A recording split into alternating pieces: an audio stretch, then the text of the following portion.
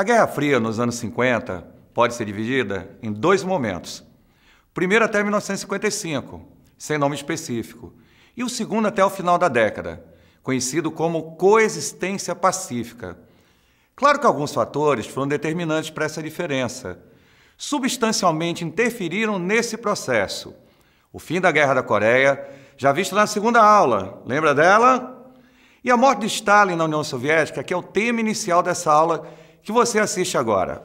Veja bem, em 1953 morria na União Soviética o ditador Joseph Stalin, que comandou o país desde 1924. Poucas vezes na história, a morte de um líder político provocaria tantas mudanças e desencadearia tantas transformações. Embora fosse odiado no mundo capitalista, Stalin era um semideus para os cidadãos soviéticos, que viam nele o pai da nação. O seu funeral foi cercado de muita comoção e se estendeu por vários e vários dias. Favoravelmente a ele, Stalin, lembramos que na Segunda Guerra Mundial, a União Soviética venceu a Batalha de Stalingrado, em 1942, mudando os rumos do conflito. A partir daí, as forças nazistas foram gradativamente encurraladas até a derrota em maio de 1945. Além disso, ele terminou a guerra com status de superpotência, mantendo um exército de 18 milhões de soldados, o que não era pouco. Lembre que isso levaria os Estados Unidos a utilizar as bombas atômicas no Japão, para mostrar uma força que superasse o poderio soviético. Na indústria bélica, porém, superava os Estados Unidos em produção e quantidade de armas, que serviam para garantir a segurança do comunismo russo e municiar os aliados com equipamentos e logística bélica. Na corrida espacial, saiu na frente colocando no espaço o primeiro astronauta que viu a Terra de uma perspectiva nunca vista. Conta-se que a bem-sucedida viagem espacial do astronauta russo Yuri Gagarin levaria os Estados Unidos a desenvolverem o projeto Apollo, que ficou a bandeira norte-americana em solo da Lua. Veja a importância do que eu vou dizer agora. Observando o lado negativo, a União Soviética era uma ditadura sanguinária, causadora da morte de centenas de prisioneiros nos campos de concentração da Sibéria, e milhões de mortos vítimas das políticas públicas mal sucedidas, causadoras da fome e do desabastecimento de alimentos. A ditadura soviética era um regime de partido único, supressor das liberdades, que não aceitava oposição, e excluía todos que não concordassem com a direção do partido. Não bastasse tudo isso, existia uma política de culto à personalidade, endeusamento da figura de Stalin, com o objetivo de torná-lo paizinho, o paizão da nação. Desde cedo as crianças aprendiam que o sucesso da União Soviética era obra e graça da condução do papai Stalin. Todos os campos da atividade humana eram moldados com esse objetivo, o que se refletia na arte soviética, que foi um espelho do endeusamento stalinista. Mas a morte de Stalin teve o efeito despertador das consciências, parecendo uma bomba explodindo nesse momento. Tudo isso porque a União Soviética era um sucesso na indústria bélica, espacial e nuclear. Espera aí, eu vou repetir, hein? Industrial, bélica, espacial e nuclear. Mas era um fracasso no restante. Ela não acompanhou o desenvolvimento tecnológico de outras áreas industriais que eram brilhantes no mundo capitalista. Então existia um grande paradoxo de fazer uma super viagem espacial e sequer fabricar um simples relógio. Por mais que houvesse a censura que isolava o cidadão russo do restante do mundo, havia uma insatisfação interna e o anseio por mudanças já contaminava o tão poderoso Partido Comunista.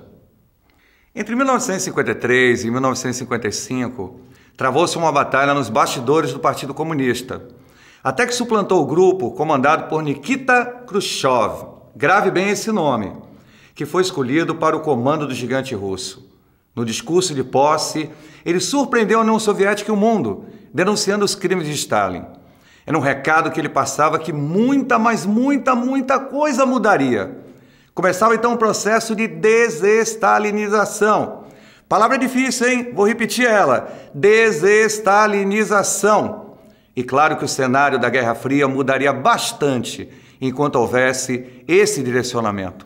Então, foi quando se deu a época da coexistência pacífica. Eu vou repetir essa expressão porque ela é muito importante. Coexistência pacífica, que teve seu início em 1955. Que ano fácil lembrar? Gente, esse foi o ano que eu nasci. KKK, não dei risada, hein? Tá me chamando de velho, tô achando isso. E se estendeu até o início dos anos 60, podendo-se dizer que foi um momento de maior entendimento entre as grandes potências e de menores investimentos na corrida armamentista. Estados Unidos e União Soviética não chegaram a ser grandes amigos durante a coexistência pacífica, mas foram bem menos inimigos. Nos Estados Unidos, foi uma era de prosperidade, crescimento econômico e novidades culturais. Foi nesse período que a indústria automobilística deu um grande salto e o carro, melhor dizendo, carrão, se tornou um bem de consumo mais popular. Nas casas de muita gente, os eletrodomésticos se tornaram mais comuns. Essa é uma referência fácil de ser vista nos inúmeros filmes da época. Ainda mais que Hollywood produziu filmes como nunca. E até mesmo na música, houve reflexos com o surgimento do rock, estilo Elvis Presley. Será que eu consigo? Amo essa música. Gente, perdoa, meu inglês é muito ruim. Mas ele, com suas músicas descontraídas e dançantes, encantava multidões, afinal, eram os anos dourados. Na União Soviética, sem os gastos exagerados com armamentos, houve uma melhora substancial nos padrões de vida, com aumento da oferta de emprego e crescimento da indústria que estava adormecida no período stalinista. Dê uma olhada legal nessa tabela que você vê aí e constate isso que eu estou dizendo. Khrushchev foi 2 vezes aos Estados Unidos e foi considerado Homem do Ano pela revista Time. Que chique, hein? Parecia o fim da Guerra Fria. Parecia, porque 3 acontecimentos mudaram esse rumo e incendiaram a Guerra Fria. Nesse momento de fria ele não teve nada. Esse momento ele incendiou. Foram eles: a entrada dos Estados Unidos na Guerra do Vietnã, a Revolução Cubana e a construção do Muro de Berlim, que serão temas de nossas próximas aulas. Adivinha? Até lá, hein? Tô lhe esperando, tô lhe aguardando. Um grande abraço, estude muito e volte ao Clique Estude.